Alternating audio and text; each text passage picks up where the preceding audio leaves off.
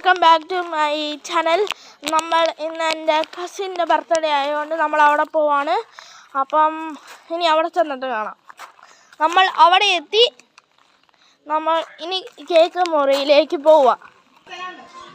Guys, നമ്മൾ തീ കത്തിച്ചു. അയ്യോ,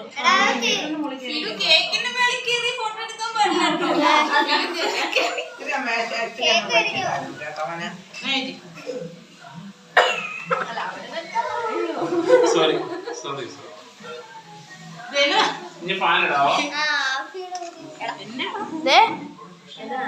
പൂച്ച